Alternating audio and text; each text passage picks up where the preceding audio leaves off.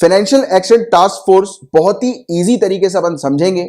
तो देखिए guys, theory में जाने से पहले मैं आप लोग को इजी तरीके से FATF क्या काम करती है वो आपको पहले मैं समझाता हूं, जिससे कि आपके कंसेप्ट्स FATF से रिलेटेड क्रिस्टल क्लियर हो जाएं, राइट। तो देखो, ये मान के चलो, ये एक प्रकार का ऑफिस है जिसका काम क्या होता है, पूरे दुनिया भर में जितने भी ट्रांजैक्शन हो रहे होते हैं उस पर ये निगरानी रखती है। पैसों के जो ट्रांजैक्शन होते हैं ना, ये देखती है कि एक कंट्री से पैसा दूसरी कंट्री में जा रहा है तो क्या वो पैसे का इस्तेमाल टेररिस्ट फाइनेंसिंग में तो नहीं किया जा रहा, या किसी इलीगल एक्टिविटी में तो नहीं किया जा रहा। ये चीज ऑब्जर्व करती है। दूसरी चीज देखती है कि कहीं कोई व्यक्ति इस प्रकार से अपने ब्लैक मनी को व्हाइट मनी में तो कन्वर्ट नहीं कर रहा, यानी कि मनी लॉन्ड्रिंग एक्टिविटी तो नहीं हो रही है। मनी लॉन्ड्रिंग एक्टिविटी में होता क्या है, इस पर भी अपन बात करते हैं। तो देखो गाइस, आपने हवाला के बारे में सुना होगा। हवाला का काफी बड़ा नेटवर्क होता है, और नहीं सुना तो आपको पढ़ना है ही, ऑलरेडी आपके GS पेपर 3 में है ये वाला टॉपिक। हवाला के बारे में आपको पढ़ना ही है, तो मैं भी आपको बताता हूं। हवाला एक ऐसा नेटवर्क होता है जिसके माध्यम से एक कंट्री से दूसरी कंट्री में पैसा जो है वो भिजवाया जाता है, और ये पैसा जो होता है वो ब्लैक मनी होता है। तो ये किस प्रकार से इनका ऑपरेशन होता है तो ये भी समझो आप। तो देखो, एक व्यक्ति इंडिया के अंदर है, उसके पास 100 करोड़ रुपए है। वो व्यक्ति जाएगा हवाला के एजेंट के पास, हवाला के एजेंट को 100 करोड़ रुपए देगा, और हवाला का एजेंट वो 100 करोड़ रुपए लेकर जाएगा जहां पर भी उसको डिलीवर करना है। क्या ऐसा होता है? नहीं। एक व्यक्ति उसको पैसे, यानी कि जो व्यक्ति है जिसने हवाला के एजेंट के पास कांटेक्ट किया, तो वो जो 100 करोड़ रुपए उसको हवाला के एजेंट को देगा ना, तो हवाला का एजेंट सिर्फ उससे ये बोलेगा कि आपको पैसे कहां पहुंचाने हैं। तो वो बोलेगा मुझे पैसे अमेरिका में पहुंचाने हैं। अमेरिका में कहां पर पहुंचाने हैं, तो वो पूरा एड्रेस देगा। ये बंदा फोन करेगा अमेरिका में, उसी समय उसका एजेंट जाएगा अमेरिका में उस बंदे के पास जिस तक पैसे पहुंचाने थे, या जिस जगह पर पैसे पहुंचाने थे वहां पर उसका एजेंट जाएगा अमेरिका में, और यहां से 100 करोड़ रुपए लिए, वहां पे 100 करोड़ रुपए ट्रांसफर कर दिए। रियल टाइम पे होता है। फिजिकली कहीं पे भी इनका इस नेटवर्क के अंदर पैसों का इन्वॉल्वमेंट नहीं होता है, यानी कि पैसों का ट्रांजेक्शन फिजिकली नहीं होता, सिर्फ बातों पे पैसा चलता है। यहां पर पैसे दिए, वहां पर सामने वाले बंदे के पास पैसे पहुंच गए। ये पैसा उठाकर एक कंट्री से दूसरी कंट्री नहीं ले जाते। इनका जो पूरा काम चलता है वो सिर्फ फोन कॉल्स के ऊपर चलता है, और इनका नेटवर्क इतना ज्यादा बड़ा है कि इनकी जो डील होती है, एक तो वो करोड़ों रुपए की डील होती है, हर बार हम लोग को ये चीज देखने को मिलती है। और जब आप, ऑब्वियसली बात है यार, जब आप IAS IPS बनोगे तो आपको ऑलरेडी पता होगा कि आपके क्षेत्र में कौन से हवाला के एजेंट्स हैं, क्योंकि पता होता है ऑफिशियल्स वगैरह को, एजेंट्स वगैरह के बारे में। और इनका नेटवर्क बहुत हाई होता है, बहुत हाई, और पूरा इलीगल पैसा जो है वो इनके थ्रू ट्रांजैक्ट होता है। अब आप बोलोगे कि सर मतलब यहाँ पे पैसे लिए, वहां पर पैसे दे दिए, अब उस बंदे ने पैसे दे दिए तो उसको तो पैसे मिले नहीं। गाइस, इनका पूरा सिस्टम जो चलता है ना, वो पर्ची सिस्टम होता है एक प्रकार का। यानी कि कल को अगर उनको 100 करोड़ रुपए यहां पर ट्रांसफर करने होंगे ना किसी व्यक्ति को इंडिया के अंदर से, तो फिर वो फोन करके अपना बैलेंस यहां से डिडक्ट कर लेंगे। तो पूरा बैलेंस पे उधारी बोल सकते हो। पूरा गेम जो चलता है इनका उधारी पे या सिर्फ बातचीत पे चलता है। और आप जानते हो कि जितने भी इलीगल बिजनेस होते हैं, इनकी बात जो होती है वो बहुत मायने रखती है, और जहां बात खराब हुई वहां पे तो फिर डिश क्या हूं समझ पा रहे होगे, राइट। तो ये वाली चीज होती है इनकी। तो ये इस प्रकार से इनका नेटवर्क चलता है। और अगर आपसे कोई बोले कि हवाला में पैसे में गाड़ी में पैसा भर के जो है वो ले जाया जाता है और इस तरह की, तो ऐसा नहीं होता। इनका काम सिर्फ फोन कॉल पे चलता है। तो ये है एक्चुअली में हवाला सिस्टम। और इसके थ्रू क्या करते हैं, काफी सारे लोग अपने ब्लैक मनी को व्हाइट मनी में कन्वर्ट करते हैं। अब कैसे होता है ये ब्लैक मनी व्हाइट मनी में कन्वर्ट, तो वो भी समझो। तो देखो, इन लोग क्या करते हैं, इनकी शेल कंपनीज होती है, यानी कि इतने बड़ा अमाउंट जो कोई दूसरे कंट्री में भेज रहा है, और किस पर्पस के लिए, ब्लैक से व्हाइट मनी बनाने के पर्पस के लिए भेजा उसने। तो वो क्या करते हैं, इनकी शेल कंपनीज होती है, कहीं पे लिख लो आप, SHELL, shell companies. Shell companies क्या करती हैं कि ये कंपनी जो होती है वो सिर्फ ऑन पेपर होती है, वहां पर कोई बिल्डिंग नहीं है, वहां पर कोई ऑफिशियल प्रोफेशनल एक्टिविटीज नहीं हो रही है, सिर्फ ऑन पेपर होती है।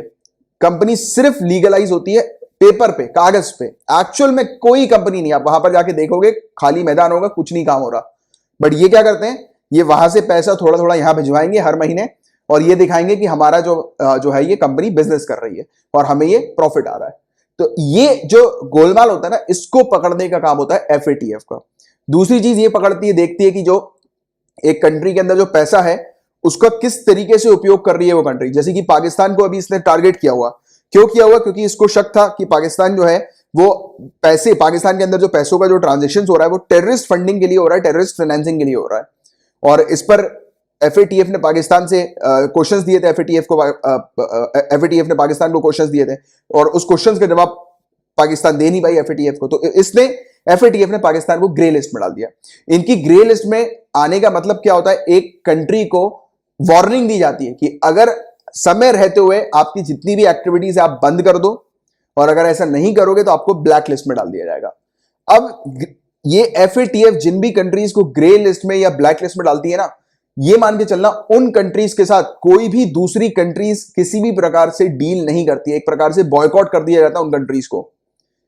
अब ये क्यों किया जाता है उसके पीछे भी लॉजिकल आंसर आप समझना। और ऐसी कंट्री के अंदर कोई भी MNC मल्टीनेशनल कंपनी यहां पर अपना पैसा इन्वेस्ट नहीं करती है।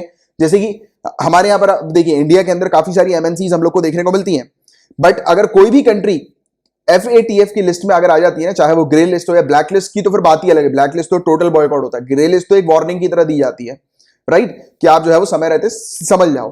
तो जैसी कोई कंट्री ग्रे लिस्ट में आई ना, तो वैसे ही वहां पर MNCs ऑपरेट करना बंद कर देंगी, वहां पर जाएगी नहीं कोई MNC, कोई ना कोई कंट्री लोन देगी, ना कोई कंट्री बायलैटरल रिलेशन करेगी, या फिर जो वर्ल्ड बैंक जो होती है या IMF हम लोग को देखने को मिलती है, तो वो भी ऐसी कंट्रीज को लोन्स नहीं देती है जिन कंट्रीज का नाम जो है वो इसकी लिस्ट में आ जाता है FATF की। तो आप समझ ही पा रहे होगे कि जब वर्ल्ड बैंक IMF लोन नहीं दे रही है तो FATF कितनी इंपॉर्टेंट ऑर्गेनाइजेशन है, कितनी इंपॉर्टेंट बॉडी है कि नहीं। अब ऐसा क्यों होता है, अब इसके पीछे का आप लॉजिक समझना। जैसे कि मैंने भी आपको बोला ना, कोई MNC वहां पर इन्वेस्ट नहीं करेगी, क्यों नहीं करेगी, तो लोकल अपन बात करते हैं इस पर, लोकल एग्जाम्पल से समझते हैं चीजों को।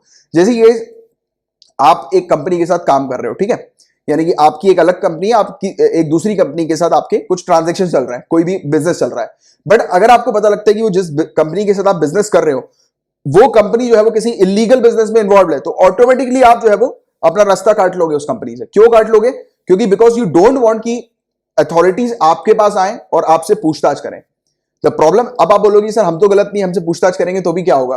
गाइस टाइम मैटर करता है बड़ी कंपनीज के लिए। अगर बड़ी कंपनीज का एक एक मिनट जो होता है ना वो 1-1 करोड़ रुपए का तक का हो जाता है, 1 करोड़ रुपए भी बहुत कम बोल रहा हूं ऐसे तो मैं, तो उनके लिए टाइम बहुत इंपॉर्टेंट रोल प्ले करता है।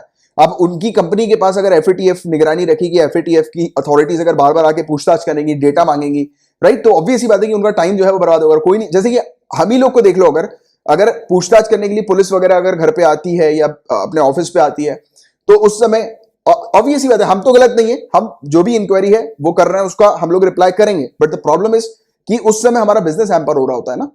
तो that is why such companies think कि यार अगर ऐसी कंट्री के साथ अगर हम लोग डील करेंगे तो कहीं ना कहीं जो है वो हम लोग घेरे में आ जाएंगे और हमें फिर जवाब देना पड़ेगा, और कोई भी कंट्री ऐसा चाहती नहीं। और दूसरी बात, एक रेपुटेशन भी होती है, काफी सारे जब बड़े बड़े बिजनेस जो लोग करते हैं उनकी रेपुटेशन भी होती है। अब वो ऐसी कंट्री के साथ थोड़ी ना अपनी डीलिंग करेंगे जिस कंट्री के ऊपर ऑलरेडी आरोप लगे हुए कि यार ये टेररिस्ट फाइनेंसिंग करती है, टेररिस्ट फंडिंग करती है ना। तो इसीलिए यहां पर बॉयकॉट करना शुरू कर दिया जाता है ऐसी कंट्री को। इंटरनेशनल लेवल पर भी, इंटरनेशनल फोरम पर भी उसको इन्वाइट नहीं किया जाता है, उसको टोटली बॉयकॉट कर दिया जाता है। इकोनॉमिक सैंक्शन लगा दिए जाते हैं कि उसको टोटली जो है उसके साथ कोई भी कंट्री डील ना करे, उसको कोई भी लोन ना दे, राइट, क्योंकि ऑब्वियस बात है कि अगर कोई एक ऐसी इस तरीके की एक्टिविटी कर रही है जो कि वर्ल्ड के इंटरेस्ट के लिए खतरा है, क्योंकि ऑब्वियस बात है पूरे वर्ल्ड का एक हम लोग को इशू देखने को मिलता है ना, टेररिज्म, और कोई कंट्री अगर टेररिज्म को फाइनेंसिंग ऑफर कर रही है तो दिस इज रॉन्ग। तो ये एक एथिकल प्रैक्टिस भी एक प्रकार की होती है सभी कंट्रीज की कि वो ऐसी कंट्री को बॉयकॉट करें जिन कंट्रीज का नाम जो है वो FATF की इस लिस्ट में आ जाता है। तो ग्रे लिस्ट का मतलब सिंपल सॉलिड तरीके से ये समझना, ग्रे लिस्ट में अगर कोई कंट्री आ रही है तो इसका मतलब यह है कि FATF ने उस कंट्री को वार्निंग दी है, और उस कंट्री को ग्रे लिस्ट में तभी रखा जाता है जब वो कंट्री FATF के क्वेश्चंस का प्रॉपर जवाब ना दे पाए। इससे पूछा था पाकिस्तान से कि बताओ कि ये ट्रांजैक्शंस कहां पे हुए, तो उसका वो प्रॉपर रिप्लाई नहीं कर पाई, राइट। तो इसी को लेकर उसको ग्रे लिस्ट में डाल दिया, और FATF ने बोला कि आपको ये फलाना कुछ चीजें करनी पड़ेंगी, और अगर आप ये करके आ जाते हो तो फिर हम लोग को साबित हो जाएगा कि हाँ आप टेररिस्ट फाइनेंसिंग नहीं कर रहे हो। बट ऐसा नहीं हुआ, उसको वार्निंग पहले भी दी गई थी, बट मुझे ऐसा लगता है कि अभी भी इसको कुछ समय के लिए और ग्रे लिस्ट में रखा जाएगा। अच्छा, यहां पर पता है इस टॉपिक में आपको ग्रे और ब्लैक लिस्ट दो ही दिखाई दे रही हैं, बट इसके अलावा एक लिस्ट और भी होती है FATF की, लिख लो कई बार, डार्क ग्रे लिस्ट, क्योंकि इस टॉपिक में जो है वो मैंने गो थ्रू किया था तो उसमें मेंशन नहीं था, बट आप कहीं पे लिख लो, क्योंकि एक डार्क ग्रे लिस्ट भी इसकी होती है। डार्क ग्रे लिस्ट को आप ये समझो कि ये सेकंड वार्निंग देती है उस कंट्री को कि अभी भी टाइम है, सुधर जाओ, नहीं तो ब्लैक लिस्ट में डाल दिया जाएगा। और एक बार ब्लैक लिस्ट में चली गई कंट्री तो फिर वो तो पूरी तरह से बॉयकॉट। जैसे कि north Korea is in black list at present, Iran black list में है, राइट। तो जिसके बारे में आपको एक आइडिया होना चाहिए। तो ये था पूरा वर्ल्ड टॉपिक FATF के बारे में, इससे बाहर का और कुछ नहीं आप लोग के लिए जानने की आवश्यकता है। अब देखो फटाफट अपन थ्योरी देख लेते हैं इसकी। तो FATF एक इंटर गवर्नमेंटल बॉडी है जो कि 1989 को स्टैब्लिश हुई थी। ये G7 का इनिशिएटिव है, ग्रुप ऑफ 7 नेशंस का इनिशिएटिव है। G7 के बारे में जिन स्टूडेंट्स ने नहीं पढ़ा, मैंने ऑलरेडी आपको पढ़ाया हुआ है, 4 अक्टूबर 2020 को ये अपन ने पढ़ा था। इसके पार्ट 1 में आप चले आना, आप YouTube का सर्च कॉलम है ना, उसमें आप लिखिएगा 4 अक्टूबर 2020 पार्ट 1, उसके आगे लिख देना मेरा नाम कमलाक्ष।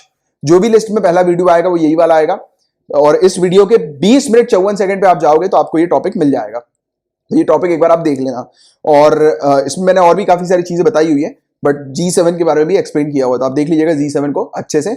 और जिन स्टूडेंट्स के पास इसकी पीडीएफ आती है, आपको सिंपली ये 20 मिनट 54 सेकंड जहां पर लिखा हुआ ना, वहां पर क्लिक कर लेना, तो आपके सामने वीडियो पॉपअप हो जाएगा।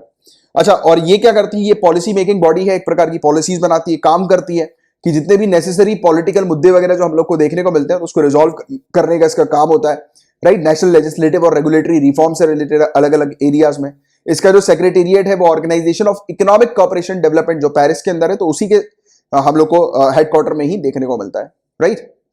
और इसके अलावा इसके रोल्स और फंक्शंस की बात करें तो इनिशियली ये जो एस्टैब्लिश हुई थी, ये मनी लॉन्ड्रिंग को रोकने के पर्पस के लिए एस्टैब्लिश की गई थी।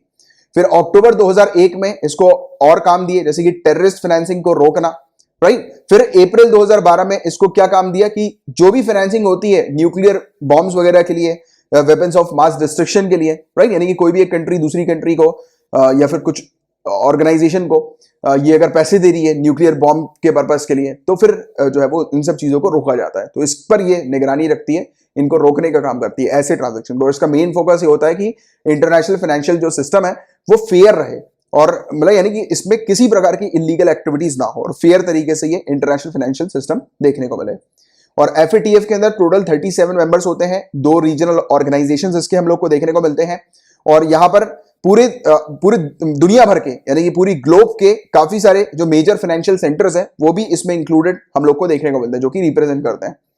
और इसमें ऑब्जर्वर मेंबर भी होते हैं, एसोसिएट मेंबर्स भी हम लोग को देखने को मिलते हैं, राइट। इसका काम क्या होता है, स्टैंडर्ड सेट करना और प्रमोट करना, कि जिससे कि लीगल, रेगुलेटरी और ऑपरेशनल मेजर्स को इंप्लीमेंट किया जा सके, मनी लॉन्ड्रिंग को रोकने के लिए, टेररिस्ट फाइनेंसिंग को रोकने के लिए, और भी दूसरे जो खतरे हम लोग को इंटरनेशनल फाइनेंशियल सिस्टम में देखने को मिलते हैं उनको रोकने के लिए। तो वही पूरी चीज मैंने अभी आपको एक्सप्लेन करी थी। इसकी 2 लिस्ट होती है, ब्लैक लिस्ट और ग्रे लिस्ट। ब्लैक लिस्ट के अंदर ऐसी कंट्री आती है जिनको नॉन कोऑपरेटिव कंट्रीज या नॉन कोऑपरेटिव टेरिटरीज के नाम से जाना जाता है। इनको ब्लैक लिस्ट में रखा जाता है, यानी कि ये कंट्री जो है वो वार्निंग के बावजूद भी नहीं मान रही थी, ये इनकी टेररिस्ट फाइनेंसिंग कंटिन्यूड थी, ये मनी लॉन्ड्रिंग कर रही थी। तो ऐसी ही जो कंट्रीज होती हैं तो उनके ऊपर उनको ब्लैक लिस्ट में डाल दिया जाता है। फिर ब्लैक लिस्ट में डालना यानी कि बॉयकॉट, राइट, जो मैंने भी आपको एक्सप्लेन किया था। और ये समय समय पर अपनी लिस्ट जो है वो रिवाइज करती है। कुछ कंट्रीज अगर वो सुधर रही हैं तो उनको ब्लैक लिस्ट से ग्रे लिस्ट में डाला जाता है थोड़े समय के लिए ऑब्जर्व करने के लिए, फिर उनको ग्रे लिस्ट से भी हटा दिया जाता है। कुछ को ये हटाती है, कुछ को ये डालती है, तो ये समय समय पर रिवाइज करती रहती है अपनी लिस्ट को देखते हुए, राइट। और ग्रे लिस्ट की अगर हम लोग बात करें तो ये बेसिकली ऐसी कंट्रीज होती है जिन्होंने अभी अभी इस प्रकार के ऑपरेशन करना शुरू किए हैं। ऐसी कंट्रीज के अंदर वही मैं आपको बता रहा ना, शेल कंपनीज जो होती है, तो ऐसी कंट्री के अंदर अगर ज्यादा शेल कंपनीज हैं तो उनको जो है वो फिर मतलब निगरानी रखी जाती है और उनको वार्निंग दी जाती है फिर। और ऐसी कंट्री जो टेररिस्ट फाइनेंसिंग कर रही हैं तो उनको बेसिकली एक बार के लिए वार्निंग दी जाती है, कहा जाता है कि आप जो है वो ये सब एक्टिविटीज बंद कर दो, और इनकी कुछ नॉर्म्स, रूल्स, रेगुलेशंस ये प्रोवाइड कराती है FATF, उसको फॉलो करना होता है। और अगर एक कंट्री ने ऐसा कर लिया तो फिर उसको ग्रे लिस्ट से हटा दिया जाता है। बट अगर नहीं किया तो उसको डार्क ग्रे लिस्ट में रखा जाता है। लिख लो कहीं पे डार्क ग्रे लिस्ट, क्योंकि यहां पर नहीं था, तो डार्क ग्रे लिस्ट में रखना यानी कि सेकंड वार्निंग देना। और फिर भी अगर नहीं मानी वो कंट्री तो जाओ, फिर आप कुछ नहीं कर सकते ब्लैक लिस्ट में। ब्लैक लिस्ट में यानी कि फिर टोटली बॉयकॉट। तो बॉयकॉट यानी कि इकोनॉमिक सैंक्शन लगा दिए जाते हैं IMF, world bank, Asian development bank से, और भी काफी सारे जो इंटरनेशनल फाइनेंशियल ऑर्गेनाइजेशंस हम लोग को देखने को मिलते हैं, तो उनसे फिर सैंक्शन लगा दिए जाते हैं। और फिर उनको लोन्स वगैरह नहीं मिलता, राइट, जो मैं अभी आपको बता रहा था। इंटरनेशनल ट्रेड रिड्यूस हो जाता है, वो MNC वाला जो मैंने आपको एग्जांपल दिया था। और इसके अलावा इंटरनेशनली जो फोरम्स वगैरह जो होते हैं उससे ऐसी कंट्रीज को बॉयकॉट कर दिया जाता है, राइट। इवन जो ग्रे लिस्ट में जो कंट्रीज आती है ना, तो उनके साथ भी ये होना शुरू हो जाता है। ब्लैक लिस्ट में तो टोटली बॉयकॉट, ग्रे लिस्ट के अंदर तो थोड़े। अब देखो, अगर कोई भी कंट्री, कोई नहीं चाहेगी कि उसका ट्रेड बंद हो जाए, क्योंकि अल्टीमेटली हम लोग क्या देखते हैं कि जब किसी कंट्री का ट्रेड होता है दूसरी कंट्री के साथ तब वो बढ़ती है, राइट, यानी कि तब वो ग्रोथ करती है, क्योंकि अल्टीमेटली ट्रेड से ही तो पैसा आता है ना कंट्री के अंदर। तो और कोई नहीं कंट्री चाहती कि उसका ट्रेड, उसका धंधा पानी बंद हो जाए, क्योंकि धंधा पानी बंद हो गया तो वो कंट्री खत्म फिर, है ना। तो ये था पूरा ओवरऑल टॉपिक। सिर्फ इतनी अंडरस्टैंडिंग आपको रखनी है, और होपफुली मैं शायद आपको समझाने में मतलब ठीक ठाक तरीके से समझा दिया होगा मैंने ये वाला टॉपिक आपको, क्योंकि ये टॉपिक बहुत ज्यादा इंपॉर्टेंट है। इसलिए मैं चाह रहा था कि आपको वेरियस एग्जांपल्स दूं जिससे कि हर एक कंसेप्ट आपके माइंड में फीड हो जाए।